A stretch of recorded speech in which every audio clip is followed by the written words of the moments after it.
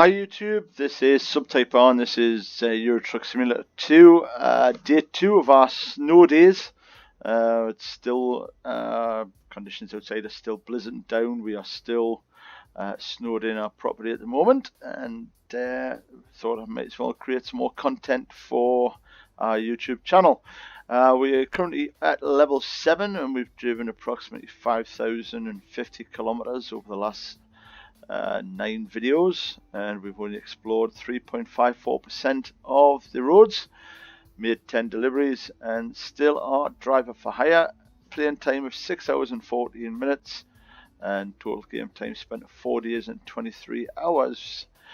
If you remember rightly, the last time we were on the channel, we travelled from Swansea to Manchester, just a little job of cookware, I think about 18 tons on the back of a Scania 380. That didn't take long at all. That was quite a nice little short video, and that was just to position for our next job, which we should have already selected, of a high value fragile cargo of a helicopter going from Manchester to Brest in France via Plymouth and Roscoff. We are hoping with this we will progress to level 8 and earn around about £14,500, which will then put one nearer our goal of being able to afford our first cab. So there you go, quick jobs in progress. Let's have a quick look at this. We are running with the Logitech G29 steering wheel, gear shift and pedals. We have the Logitech G910 keyboard and the Logitech G9502 mouse. We are also running with Track.IR. We're going to have a quick look outside of this vehicle. There's the helicopter on the back. That is a really nice helicopter. Big Mercedes Actros Megaspace on the front. This looks like it is based probably just outside of Manchester Airport. Let's check the lights, make sure we've got lights on this. There's our lights, that's good. Main beams, yep, 4-way flashers. So let's have a look around the back. The last thing we want is to be illegal. Yeah, so that's looking good. Wonder if we can get the beacons to work.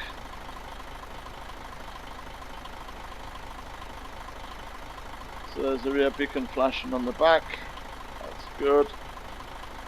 Whether we need that, we'll have it on. Even if we turn 4-way flashers off, we've still got our beacon flashing. That's good. Let's make sure the brake lights work if we can get a view of them. Yep, that's one side.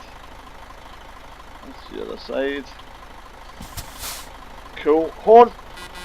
Yep. And back in the cab, and we'll make this journey down to Plymouth, and then down to Roscoff. So let's have a quick look around us. It looks like we will be going out over to our left, so through the tunnel. Off we go. We have to be careful with this load. Obviously it's going to be a very, very, very fragile load, as well as a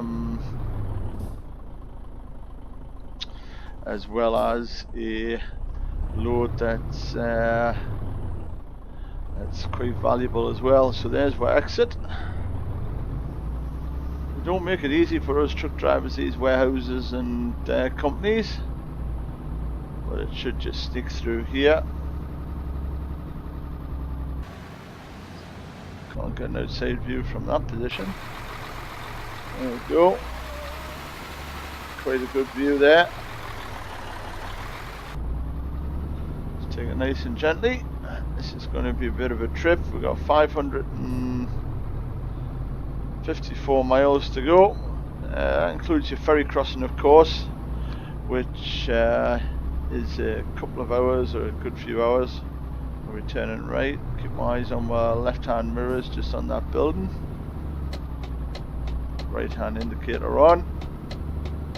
I've been checking a couple of videos out which is going to allow it to use an indicator stalk, and I'm looking at going to be building one of them with the indicator analog joystick and control board, so that's looking quite good. If I do that, I will give you the details on how we're going to do that and how I did that. The other thing I'm looking at doing is actually going to construct a rev counter and also a gear shift display, so you can see, instead of looking at the actual screen, you have a little display in front of you which shows you what gear you're in, which would be quite handy if you are using your flappy paddles.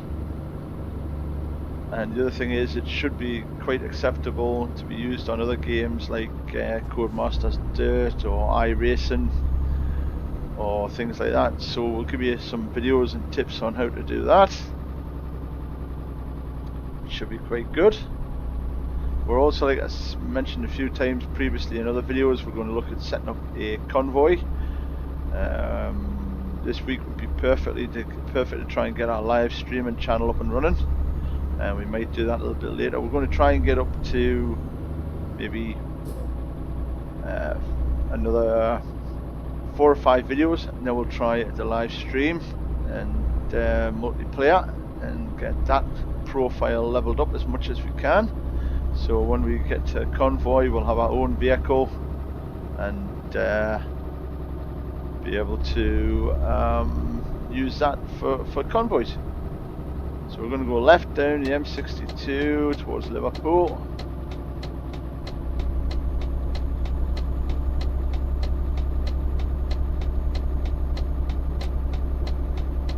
Liverpool Warrington M62. Look over our shoulder. Or move out. There we go, we're off again. Just watching our speed, so we don't want any more expensive fines. Had a few of them over the last few videos. I tend to get distracted when I'm talking and just keep my right foot planted in that accelerator. I'm thinking at some point we may need to adjust those mirrors, especially the curb mirror maybe.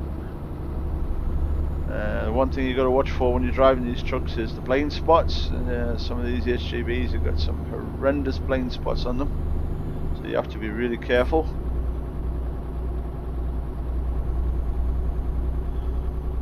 Blind spots especially tend to be quite prone for bikes and push bikes and pedestrians, and there's more and more new technology appearing on the market for HGVs camera wise, which eliminate, or they try to eliminate, as many of the blind spots as possible. And there's also now new HGVs that are getting windows put in the bottom of the passenger side door to eliminate that blind spot, which is where a lot of cyclists suffer their incidents. But to be truthful, if you are watching your mirrors and you're aware of your surroundings at all times, your general knowledge of your vehicle and the area and the immediate surrounding area of your vehicle should eliminate the blind spots as much as possible as well, although I wouldn't depend on it. And here we are, M6 southbound. Let's see, it reckons 15 hours and 20 minutes down to Brest. That includes your travel time on the ferry, which I believe is about 7 hours. Maybe a little bit longer in this direction. We're currently 500 miles away from Brest, where our helicopter is going to be delivered. Time is Saturday morning, 10 AM. We did foot down Friday yesterday up to Manchester from Swansea. We actually came up from Nantes to Swansea and then Swansea through to Manchester.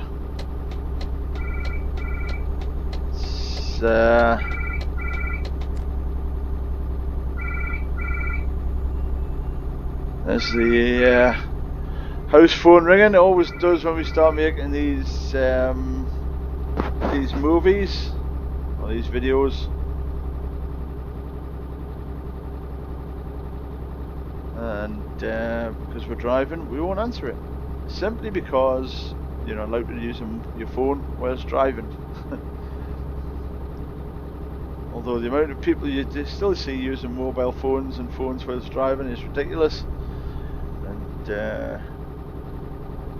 it's so easy to become distracted.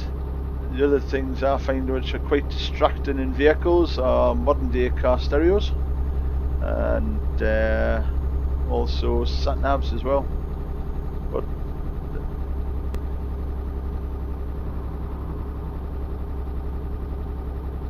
so currently we have £54,177. This is going to give we're around about another £14,000 on top of that, so that should take we're over to 60, well nearly up to 69,000 I would have thought. We're going to be then pretty close to being able to afford to buy our first cab. I think the basic cabs start at around about 89,000, so possibly another 2 jobs after this one, and we should have enough. The one thing you've got to remember though is that you don't only have to pay for the cab, you've got to pay for fuel, you've got to pay for tolls, you've got to pay fines, or you might have to pay fines. You've definitely got to pay for ferry crossings and stuff like that, although the jobs do pay better. You can see with Pro Mods, we're in realistic graphics, we're getting a lot of lovely scenery here, and it does look really good. Let's see if we can get a look outside. Yep, looking good.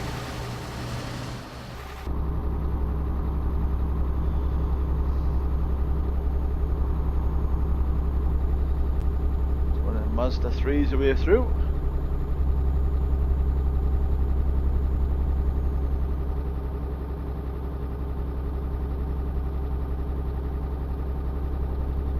Shouldn't take me too long to get down to Plymouth. 456 miles to go. I think it's from Manchester to Plymouth would be around about 300 miles, I think.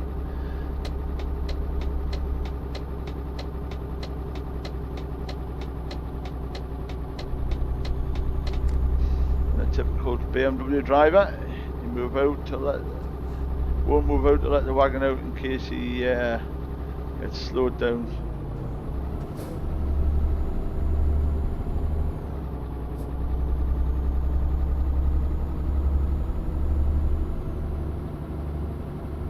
Speed limit through here, and there's the police just waiting to catch for it. In a fancy new Jag XF series.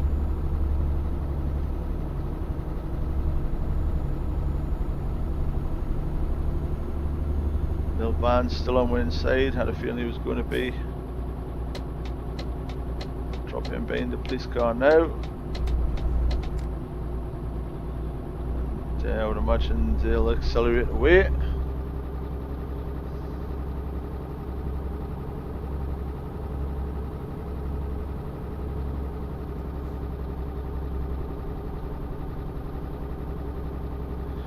He's obviously out there today looking for business, because they don't tend to sit at 56 mile an hour amongst trucks. There's probably a good reason why he's doing that. We're not going off to Sheffield, so we'll move out. Hopefully he'll head off to Sheffield and we'll just keep our foot down southbound. Oh no, he's coming out with us. Let's hope he's not looking for us. There we go, there he is, he's off into the distance.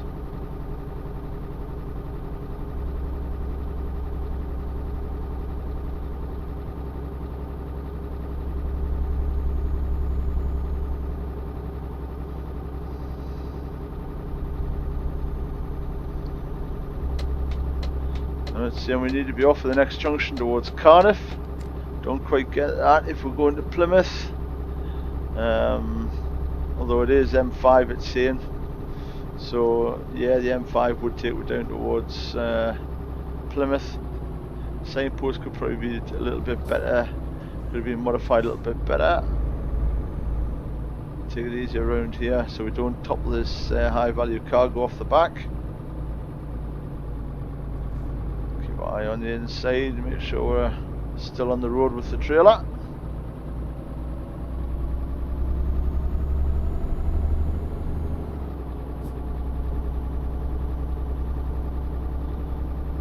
Glad it hasn't got the blades on, because if it had the blades on, it would have been catching every bridge we'd gone under.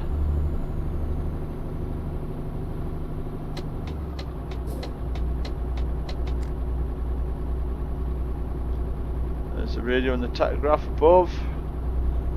If I'm right, I think that middle one is for your carb heater.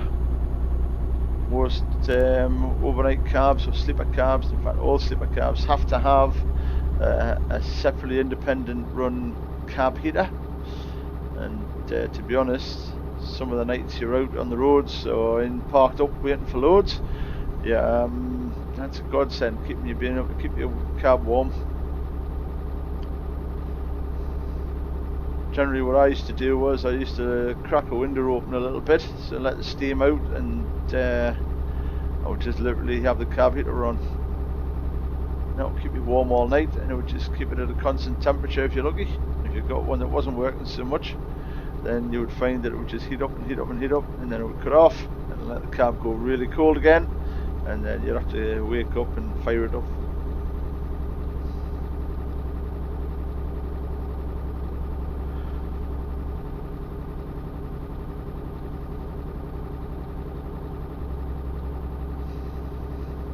Nice day out in SimWorld.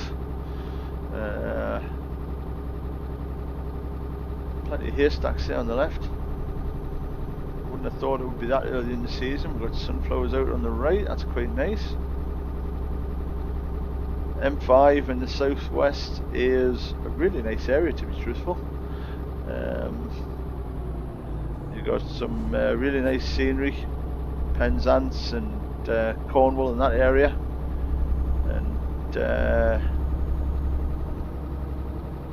Bristol, there's a lot of historic buildings and features down there, which is worth seeing. Isambard, Brunei, Isambard's Bridge.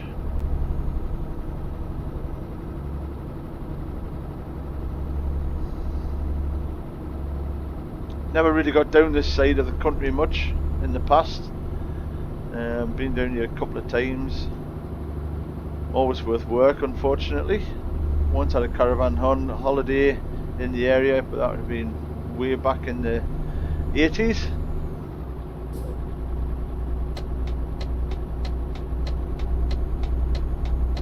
A.W. Jenkinson, another big haulage company.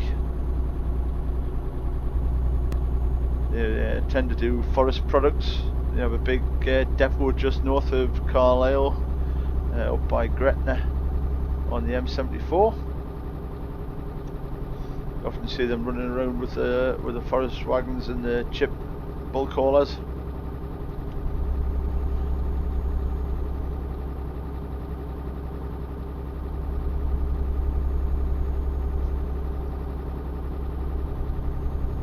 Two and 3/4 hours into our trip, and we've got 364 miles to go.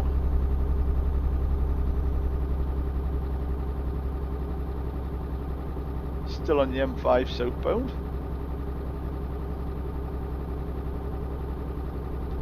So what's the weather been like where yous have been? Leave comments below if you've got some snow shots. Post some pictures of a snow shots, and we'll see who's got which areas are getting affected the worst. If you're in the UK, if you're in Europe or worldwide, then yeah, post some pictures up of your local scenery, what it's like outside your place today. Let's have a look. And also, if you've got any recommendations, leave a comment in the comments below, and please hit that like button, subscribe, and with subscribers is definitely going up. I would like to welcome all our new subscribers and thank you for subscribing to the channel. It is appreciated.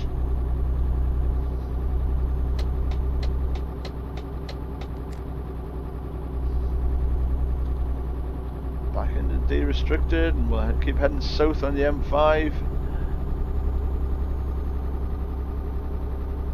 Guy in front doesn't know which lane he wants to be in. Wow, he's going to have to go at all three of them. What a boy.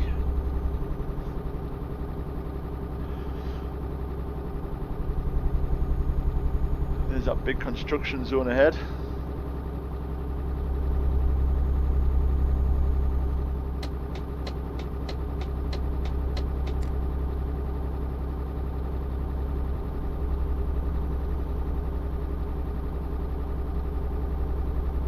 Kev Noon was saying that he's got his simulator working on multiplayer, and he was showing a few photos of loads he was hauling by a private message on Facebook, and I've uploaded a picture of a cab unit I was working on, one of the Scania T cabs, bright orange and a few lights here, there and everywhere, and that's kind of what I like to see is the T cab Scanias. Because we're only on a low level though, we can't get the big V8 yet, so we'll refrain from buying one of them as our first vehicle. I think by the time we'd finished the modifications it was over £200,000, so we couldn't have afforded that anyway. But like I say, everybody starts at the bottom and works their way up, which is a good way to do it. You get to see a full simulator that way. You get to see all the aspects. And like I was mentioning before, I'm really tempted to maybe even take a loan and purchase a cab unit, and we'll show you how the loan systems work, and then give that cab unit to a driver who will employ, and see what money he can bring in for the company while we carry on doing driver for hire work and building up our bankroll, so we can afford a little bit better truck, a nicer truck.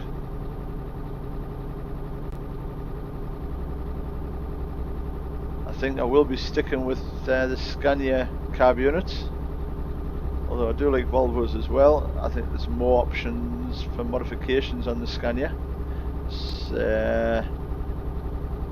The main options that I've seen with the Scanias are RGLs and the light packs and option packs, which at the point we'll add to our game, and we'll have a few more things that we'll see. Oh, for some reason there the parking brake dropped on. My god, I'm surprised it didn't lock it up and slide down the M5 there. That would have been fairly catastrophic. I think sometimes these steering wheel controls have a mind of their own.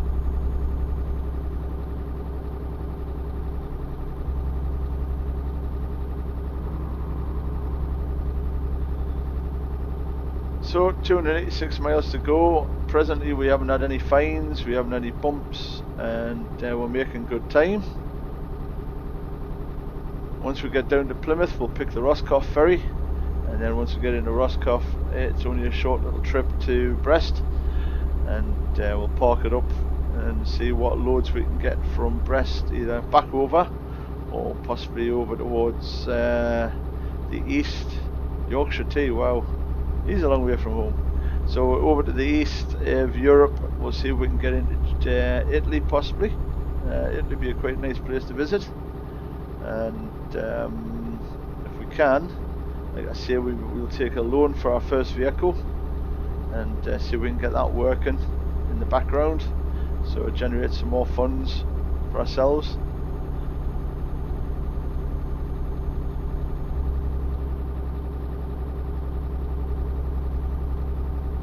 And then once we have a few funds, what we might do is we'll see if we can possibly get another unit for ourselves, and then start properly. Or I might even be tempted to buy another depot and get another truck into a different place, another place in the UK, and just see how far we get. But either way, hopefully you'll all have subscribed to the channel. You'll have a few more videos popping up here, there and everywhere. We're going to get a fair few videos done today, I think. I've just looked out the window again, and you know it's bad when the snow's going horizontal. I certainly wouldn't like to be driving an SUV in this out in real life at the minute. Been there and done that, got the t-shirt and the medal and the cold hands.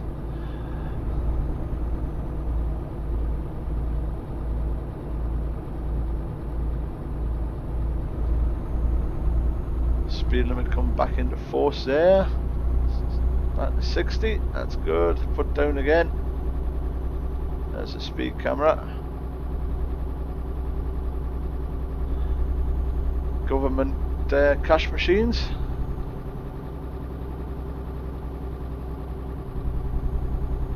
CityLink, possibly.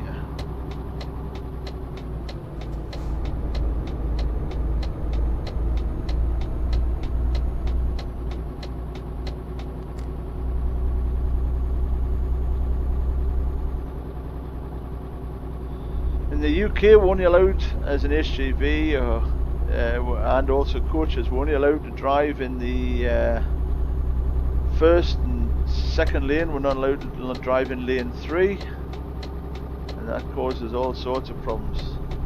Well, I've probably upset that driver in the Mercedes there, the Mercedes C-Class. I don't think he was expecting another Mercedes truck to come past him.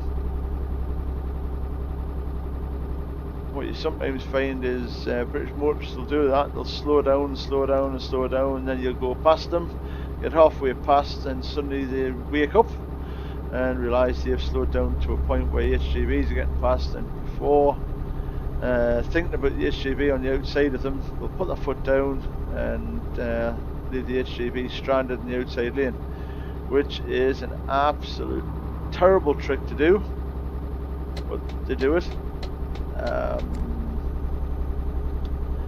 It's not done half the time. I don't think it's done deliberately. I think they just suddenly realise they've slowed down to a point where they're going slower than they thought, and without even thinking about the vehicle, what's around them, they just put their foot down,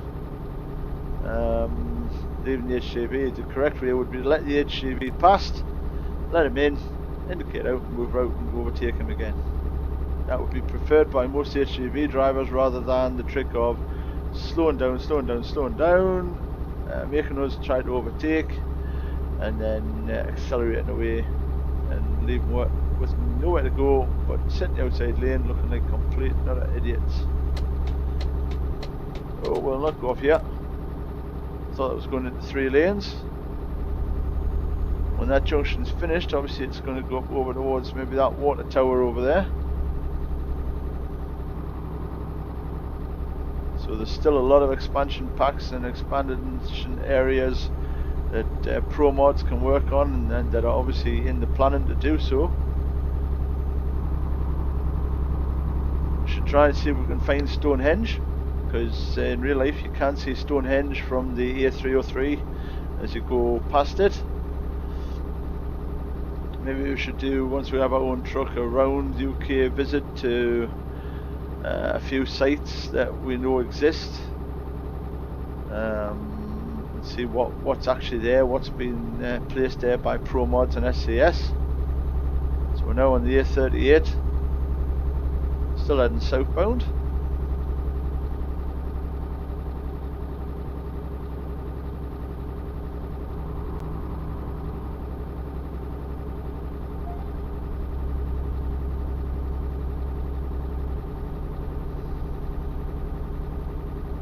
Looking at this, we are got enough fuel to get to the actual destination, and we've definitely got enough time, driver's time, to get down to Plymouth. And like I was saying in the previous video, your normal time off, your resting time would be on the ferry. You would move your tacho over to rest or the bed symbol, and you would literally just get your time off on the ferry. If you can get 9 hours off, that's absolutely what you need.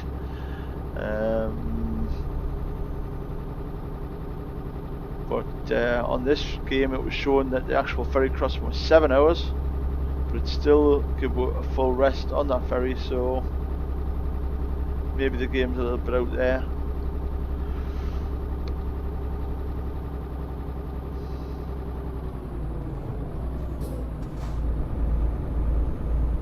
.30 speed limit in the roadworks.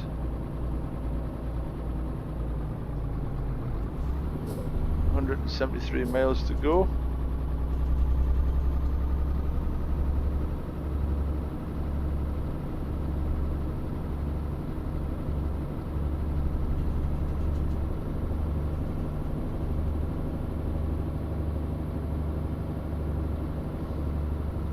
This guy's going to slow it down. Cheers, fella. Now getting to Put the headlights on, seeing it's getting to 4:25. Like I say, most roadworks you see in the UK, you're lucky if you see anybody working in them. Although the speed limits and the cones are out and the restrictions are there. Myself, I would prefer roadworks carried out overnight, where there's less traffic about and less people there to slow down and volume of traffic's reduced. But obviously sometimes that's impossible, so they have them there all the time. Roadworks in Europe are a lot easier to manage, and they tend to flow a lot easier than what they do in the UK, like I've mentioned before. And the roadwork companies are fined if they go over their schedule and date, so it really encourages them to get the job done. And what you also find is they also fine for causing traffic delays. So traffic management in roadworks in the UK is probably not as good as what it is in certain parts of Europe. Tend to allow the traffic to run through better. Well, that's down to European motorists being able to handle roadworks better, or whether it's down to traffic management. I would probably think it's more down to traffic management. Oh, just stuck through there. There's the Eddie Stobart plant at Plymouth. You drive in through that little arch if you want to make a delivery there.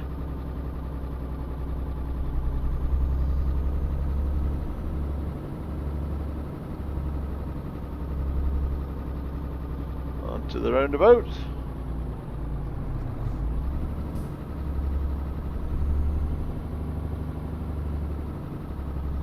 That was intelligent, thank you.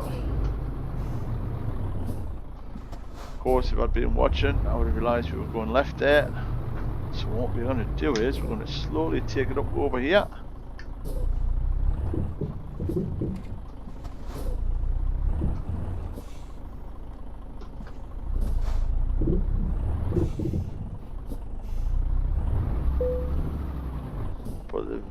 Put the diff locks in. Come on, son.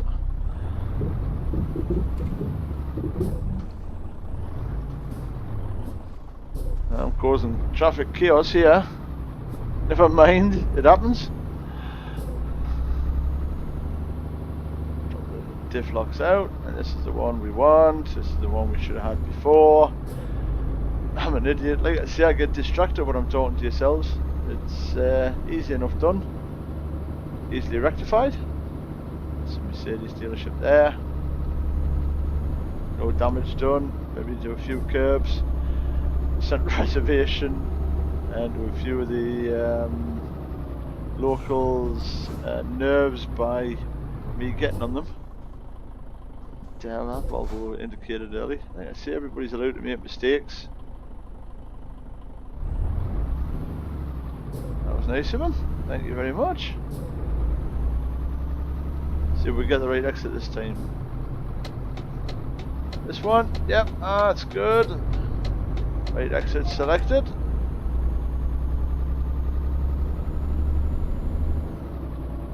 So we'll go right here. Oh look, there's the signs for the ferry. A few vehicles coming from our left. Nothing on our right though. To the yellow one.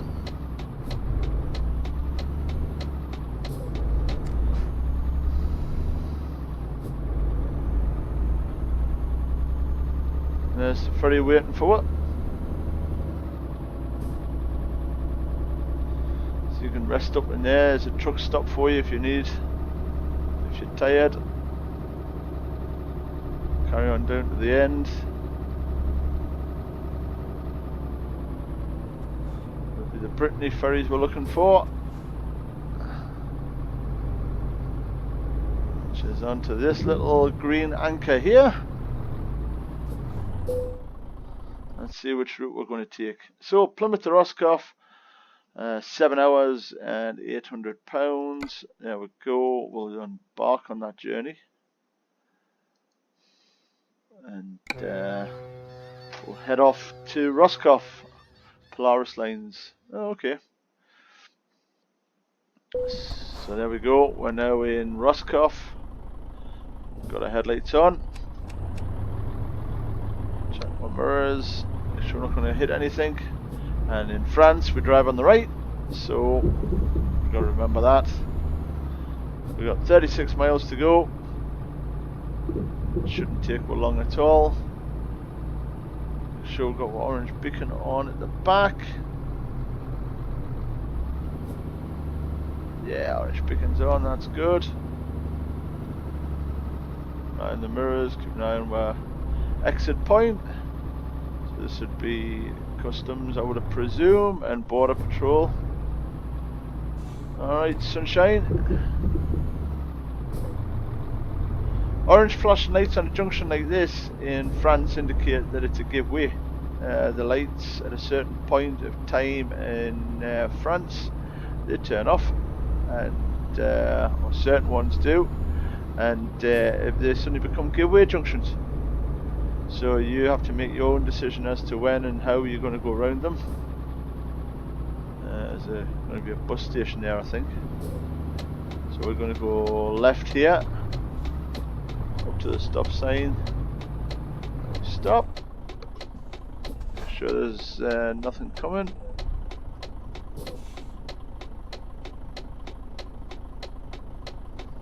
Let me out.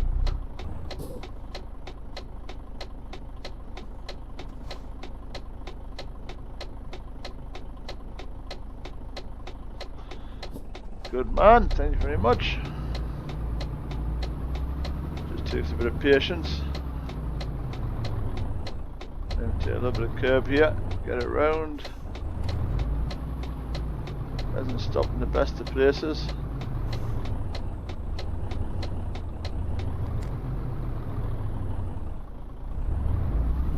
Now we're round, that's good. Rest area there if we needed it, but as you can see the actual rest meter has been reset back to nothing from the ferry trip, so that's quite good.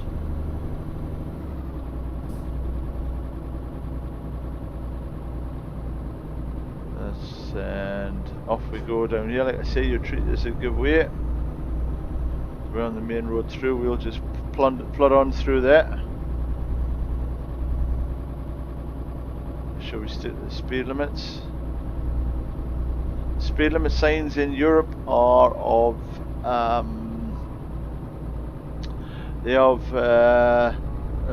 kilometers per hour. Let's have a look at this.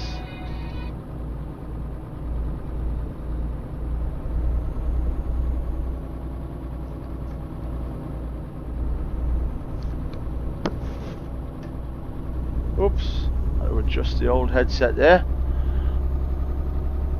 No harm done really. And we're going to go right here.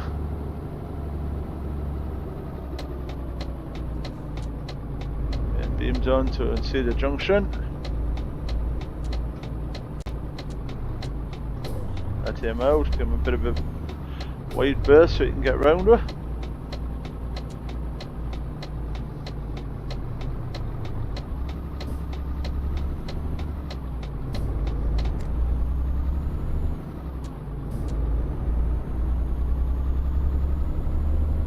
.27 miles to go, and it looks like this job is going to be quite a profitable job. We haven't been fined. There you go, there's the signs for Brest.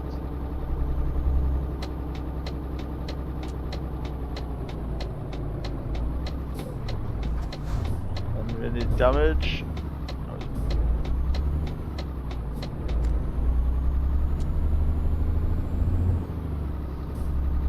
Up onto the carriageway. We've left Roscoff behind. We're now heading for Brest, which is not that far down this carriageway. More new roads being discovered as we go.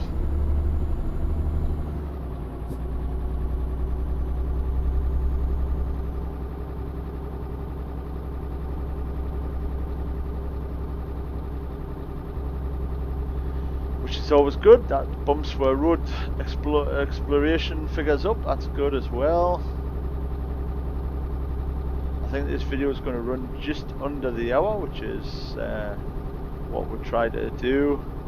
There's Brest Airport off to our right, which is where we'll be going.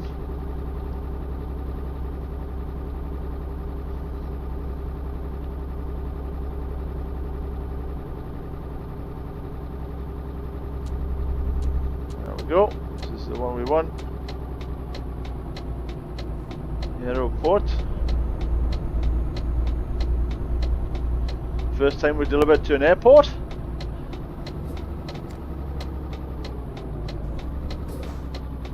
Got all our correct documents and security clearances.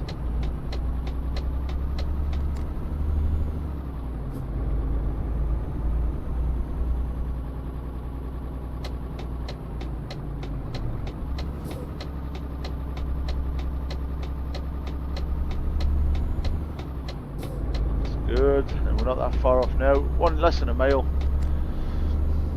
There in 5 minutes. And then we'll find out where they want it parked. And then no doubt at some point there will be another truck and trailer somewhere behind us, and they'll be bringing the rotor blades. I would have thought we haven't got them on here.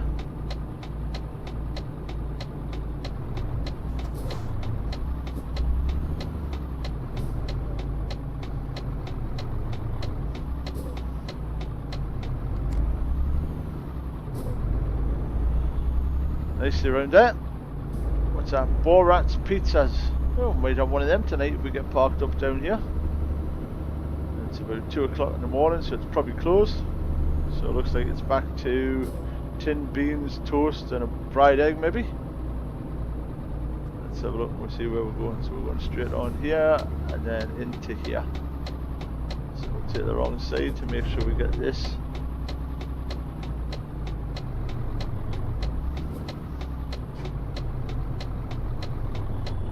Why you'd be delivering a helicopter to a distribution centre, I don't know.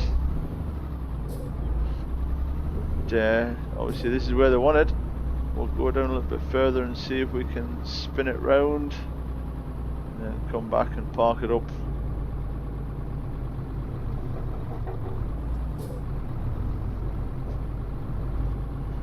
One second.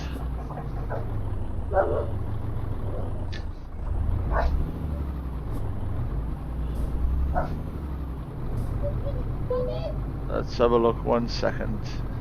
So let me just do this. Ba-dum-ba-dum-ba-dum-ba-dum.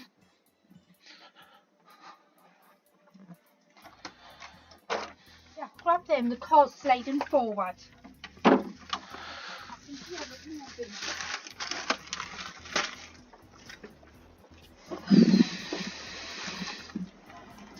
Alright, that's slight interruption.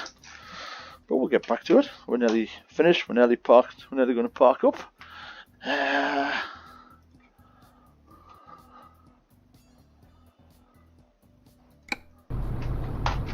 was the neighbour telling me the car's moving. So, we're going to have to park this truck up and then we'll go out and see if we can stop the car from sliding down the drive. That could be quite an adventure. That may be worth a YouTube video alone. Right.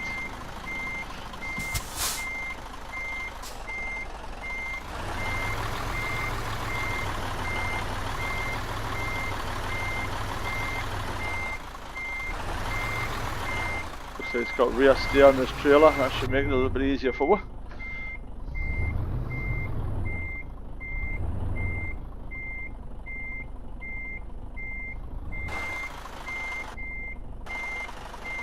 A little bit easier for it. Maybe I didn't get it off in time. So what we'll do is we're nearly there.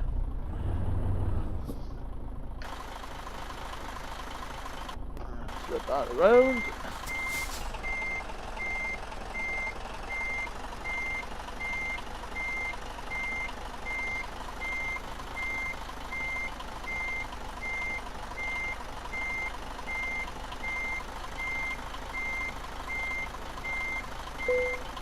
we go. So out of gear, handbrake on, engine off, and drop the trailer legs. Well, it looks like I might have a little bit of work to do by stopping the car from sliding down the drive onto the main road. But before we do that, we have covered 433 driven miles, and it's taken us 16 hours and 17 minutes. We have gained a lot of money on this one. So 11,823 for the basic job, 1,209 for the level proficiency, 576 for the long distance, 576 for high value, 576 for the fragile cargo. So you can see where all these little bonus ups can boost your cash and the experience. We've gained 1,189 experience, taking over level to level 8. And at this point we are approximately 1,440 to the next level, level 9. So we'll continue that. We'll select high value rank 2 and apply that. And then at this point I'd like to thank you for watching this video, and I hope you've enjoyed it. And no doubt next time we'll give you an update on whether the car ended up on the road or whether it ended up on the drive. And if you do like these, please subscribe, like and share. Many thanks, stay safe, and thanks.